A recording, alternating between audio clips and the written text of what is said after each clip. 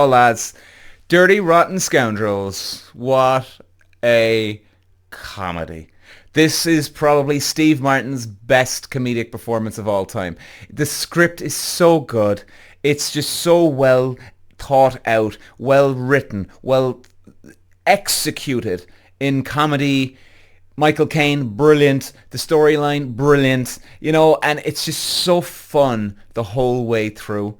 And this movie, it's a masterclass in charm, timing, and pure comedic precision.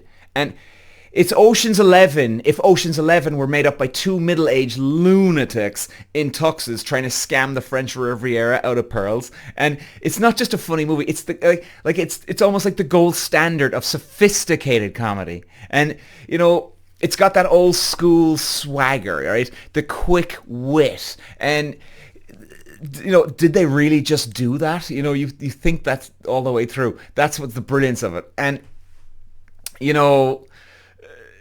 Michael Caine, smoother than a martini. Steve Martin, full anarchic genius mode. And if you don't know much about Steve Martin, well, hey, you're just not watching one of the greatest comedians of all time pass you by. And here's the thing. Dirty Rotten Scoundrels doesn't just make you laugh. It makes you admire the art of lying, scheming, and bluffing. Just pure conmen. Because the two men are artists of deception. They're brilliant. And by the end, you're not even mad that everyone's lying. You're rooting for them. So, here's the setup. Two conmen, one playground, and the glamorous French Riviera. And Michael Caine, refined gentleman scammer, smooth operator, now this guy, who seduces wealthy women out of their fortunes, and with elegance and a tuxedo that probably costs more than our cars, right? All of our cars. He's old school, classy, plays the long game. And then comes Steve Martin, the loud, brash American, small-time hustler who scams women out of $20 in a free meal. He's crass, chaotic, and allergic to subtlety. Allergic, forget it, like. And when these two meet, the Riviera ain't big enough for the both of them. So you've got a clash on your hands. And they strike a deal. Whoever can con the same heiress first wins. Loser leaves town. That's the game. No guns, no violence, just brains, charm, and the beautiful chaos of watching two egos go to war. A bit of background for you lads. Originally, believe it or not, this movie was set to star Mick Jagger and David Bowie. I'm sorry, they were legends. They are legends in what they do. But with acting, I'm sorry, no. I don't want to see them in that. I just don't. No joke. We're gonna put the two of them into the movie. No, lads. The script was based on a forgotten comedy called Bedtime Story, and the writer Dale Luner had seen on TV once Jagger and Bowie, but no, man, no. And here's the twist of fate. Bowie later admitted, we were a bit tweezed, we missed out. Well, I mean, damn right they were, I guess, because this ends up being one of the funniest films ever, like. But no, I'm sorry, guys. I just can't see in this. Michael Caine called it the funniest film he's ever made. Think about that. This is the guy who's worked with Christopher Nolan, De Palma, and freaking Zulu.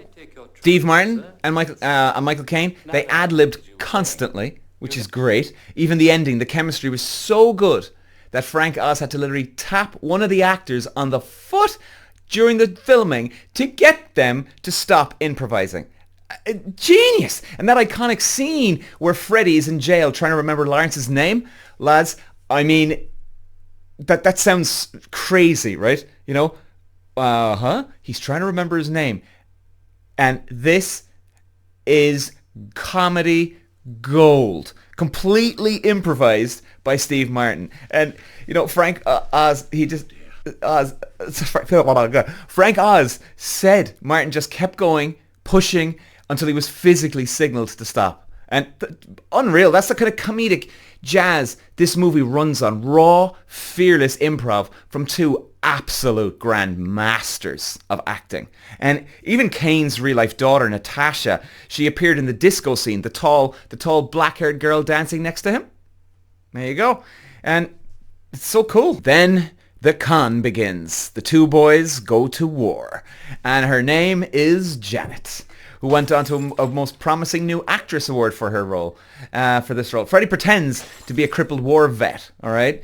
And Lawrence pretends to be his doctor. And it's the ultimate con on con. One of them trying to outdo the other in fake pity, fake tears, fake nobility. It's psychological warfare in tuxes. And you've got Freddie with his ridiculous antics, drooling, rolling around in a wheelchair, then delivering the line, "May I go to the bathroom?" like he's winning an Oscar for absurdity. And then you've got Lawrence, smooth as silk, playing the straight man with surgical precision. And the comedy in Dirty Rotten Scoundrels is a lost art. It's timing, patience, control. It's like watching two magicians battle, but every trick backfires into a bigger laugh. And the twist, just when you think you know how it'll end, there's one hell of a twist at the end, lads. I mean, you realize, no, I'm going to shut my mouth. Final con, what the hell just happened there? That moment, lads, it's so satisfying that I think you'd be stunned, absolutely stunned, and the confidence, it just oozes through the entire movie. So what's the legacy of Dirty Rotten Scoundrels?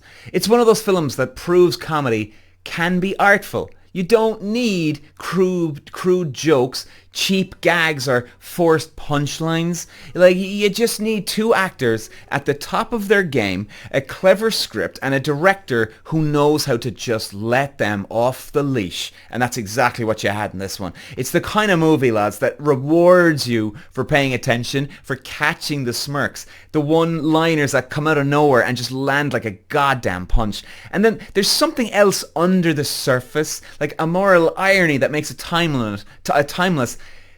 The only honest people in the movie are the liars.